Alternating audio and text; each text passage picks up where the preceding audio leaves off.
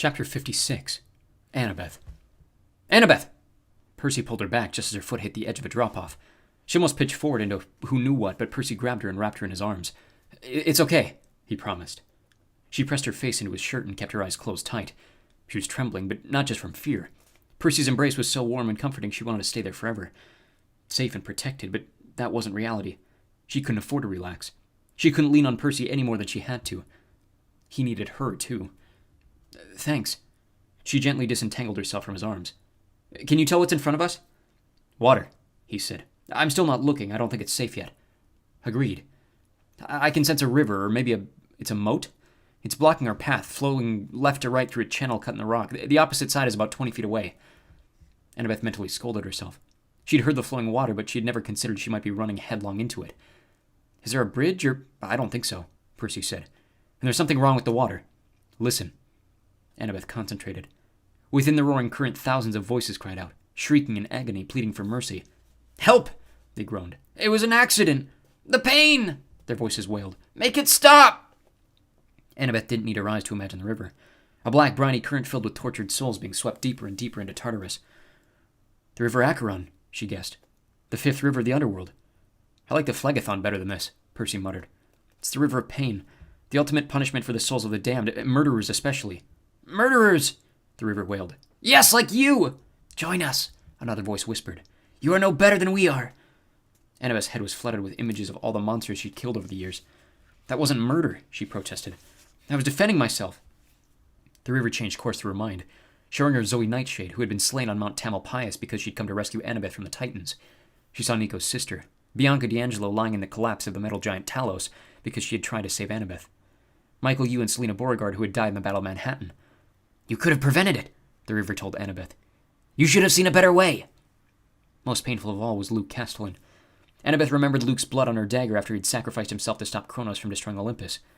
His blood is on your hands, the river wailed. There should have been another way.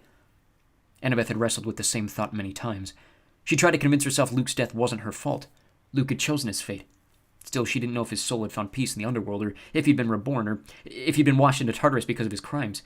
He might be one of the tortured voices flowing past right now. You murdered him, the river cried. Jump in and share his punishment. Percy gripped her arm. Don't listen. But I know. His voice sounded as brittle as ice. They're telling me the same stuff. I think this moat must be the border of Knight's territory. If we get across, we should be okay. We'll have to jump. You said it was 20 feet, yeah, and you'll have to trust me. Put your arms around my neck and hang on. Well, how can you possibly... There! Cried a voice behind them. Kill the ungrateful tourists! The children of Nyx had found them. Annabeth wrapped her arms around Percy's neck. Go! With her eyes closed, she could only guess how he'd managed it. Maybe he used the force of the river somehow. Maybe he was just scared out of his mind and charged with adrenaline. Percy leapt with more strength than she would have thought possible. They sailed through the air as the river churned and wailed below them, splashing Annabeth's bare ankles with a stinging brine. Then, clump, they were on solid ground again. You can open your eyes, Percy said, breathing hard. But you won't like what you see. Annabeth blinked. After the darkness of Nyx, even the dim red glow of Tartarus seemed blinding. Before them stretched a valley big enough to fit the San Francisco Bay. The booming noise came from the entire landscape, as if thunder were echoing from beneath the ground. Under poisonous clouds, the rolling terrain glistened purple with dark red and blue scar lines. It looks like... Annabeth fought down her revulsion. Like a giant heart. The heart of Tartarus, Percy murmured.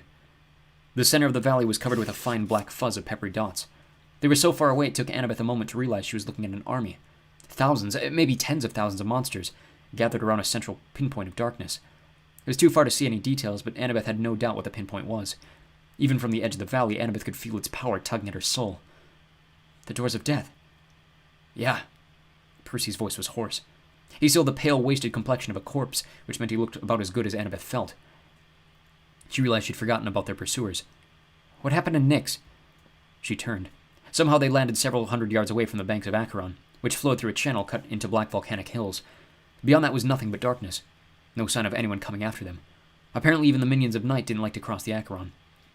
She was about to ask Percy how he had jumped so far when she heard the skittering of a rock slide in the hills to their left. She drew her Drakenbone sword. Percy raised Riptide. A patch of glowing white hair appeared over the ridge, then a familiar grinning face with pure silver eyes. Bob? Annabeth was so happy she actually jumped. Oh my gods! Friends! The Titan lumbered toward them. The bristles of his broom had been burned off, his janitor's uniform slashed with new claw marks, but he looked delighted.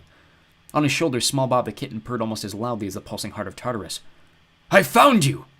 Bob gathered them both in a rib-crushing hug. "You look like smoking dead people. That is good."